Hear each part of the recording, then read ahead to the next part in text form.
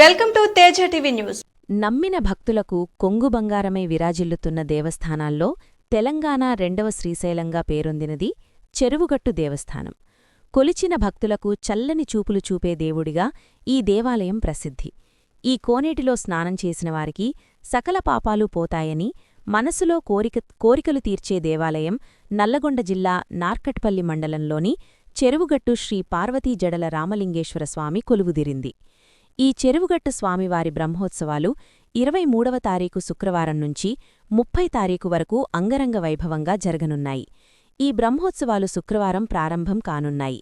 జాతర ఏర్పాట్లు జిల్లా కలెక్టర్ చంద్రశేఖర్, స్థానిక ఎమ్మెల్యే వేముల వీరేశం కలిసి అన్ని శాఖల అధికారులతో వారం రోజుల క్రితం సమీక్షా సమావేశం నిర్వహించి సంబంధిత అధికారులకు సలహాలు, సూచనలు ఇవ్వడం జరిగింది. ఈ గుట్టపైన అత్యంత ప్రాముఖ్యత స్వామివారి కళ్యాణం, అనంతరం ఒడిబియ్యం పోయడం ఓ ఘట్టం. స్వామివారి కళ్యాణం తిలకించడం కోసం లక్షలాది మంది వస్తారని అంచనా వేస్తున్నారు అధికారులు. కళ్యాణ మండపానికి సమీపాన భక్తులకు ఎలాంటి అసౌకర్యం కలగకుండా కళ్యాణాన్ని తిలకించేందుకు అన్ని ఏర్పాట్లు చేయడం జరిగిందని ఈవో మోహన్ బాబు తెలిపారు. శనివారం తెల్లవారుజామున శ్రీ పార్వతీ జాడల రామలింగేశ్వర స్వామి కళ్యాణం, ఆదివారం తెల్లవారుజామున అగ్నిగుండాలు, సోమవారం తెల్లవారుజామున అశ్వవాహన సేవ, రాత్రిపూట ఏకాంత సేవలు స్వామివారిని నిర్వహించిన అనంతరం 21వ తారీఖు బుధవారం సాయంత్రం స్వామివారి విగ్రహాలతో గ్రామోత్సవం నిర్వహించడం జాతర పూర్తి అవుతుందని తెలిపారు.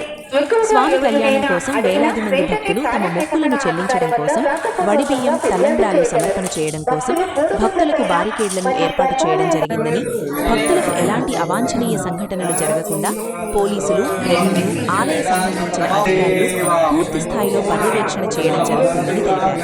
లైట్లు, మైక్లు, గర్భగుడికి ఫైటింగ్ వంటి పనులు పూర్తి చేయడం జరిగిందని, జడల రామలింగ స్వామివారిని కోరిన కోర్కెలు తీర్చే దేవుడిగా తెలంగాణ రాష్ట్రం నుంచి కాకుండా పక్క రాష్ట్రాల నుంచి వేలాది మంది భక్తులు పుణ్యస్నానాలు చేసి స్వామివారి దర్శన భాగ్యం కోసం ఎదురుచూసి మొక్కిన మొక్కులు తీర్చుకొని వెళుతుంటారు భక్తులు.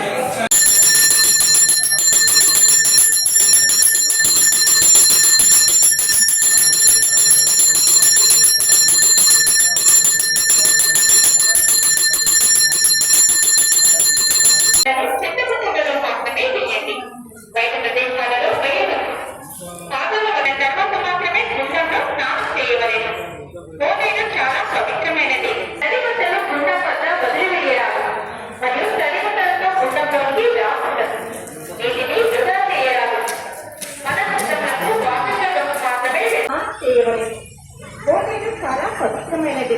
కోనేరులో నిమ్మకాయలు, గుమ్మడికాయలు, దీపాలు, కుంకుమ, పసుపు వేయకూడదు. మహాపాపం.